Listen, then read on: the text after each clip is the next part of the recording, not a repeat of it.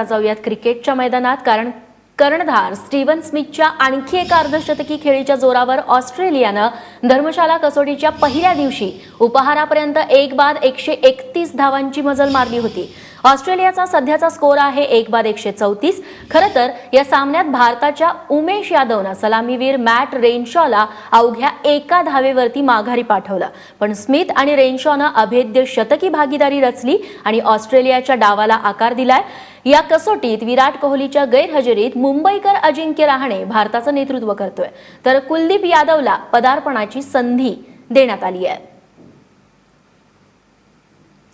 Cricket समीक्षक द्वारकानाथ संजगिरी आता आपल्यासोबत आहेत. संजगिरी सर, या मालिकेमध्ये स्मिथ हा सध्या फॉर्ममध्ये आहेच, पण आज वॉर्नरला पहिल्याच चेंडूवरती जीवदान मिळालेलं आहे, त्याचा त्यानं फायदा उठवलाय?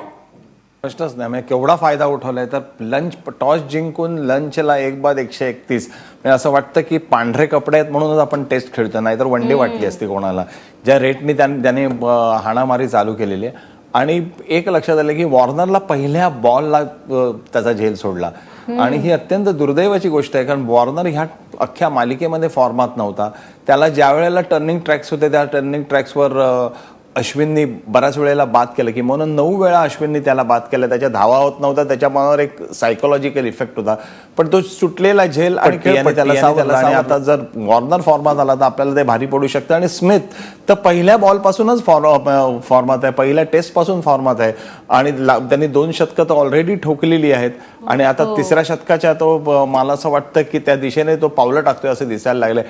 आपली गोलंदाजी ही ज्या खेळपट्टीला साजेशी नव्हती असं मला वाटतं. की भुवनेश्वर कुमारने बरेचसे चेंडू बाहेर outside the off stump shot टाकले, त्याचा फायदा स्मिथने उठवला. आणि फिल्डिंग म्हणजे विशेषतः स्मिथचा मी एक मगाशी फॉरवर्ड शॉकलेटच्या फिल्डरच्या पायामधून जाताना झेल बघितला. ह्याला आजची पिढी कदाचित झेल म्हणणार नाही, कारण तो ते आजच्या परिस्थितीमध्ये असे झेल कोण घेत नाही. पण ज्यांनी सोलकर पाहिल्या माझ्यासारख्या पिढीला हे पाहवत नाही. आम्हाला असं वाटतं की हा झेल सुटलाय. पायामधून सोलकरांच्या कधीच चेंडू गेलेले नाही. आणि अशा परिस्थितीमध्ये जर आपल्याला जिंकायचं असेल, कारण ही अतिशय महत्वाची कसोटी आहे, तर मग आपल्याला झेल सुद्धा घ्यायला लागते. निश्चित संजगिरी सर, गोलंदाजांनी आता आपली कमाल दाखवायला हवी. लवकरात लवकर ज्या ऑस्ट्रेलियाच्या आहेत त्या विकेट्स घ्यायला हव्यात. संजगिरी सर, खूप खूप धन्यवाद या गप्पांबद्दल.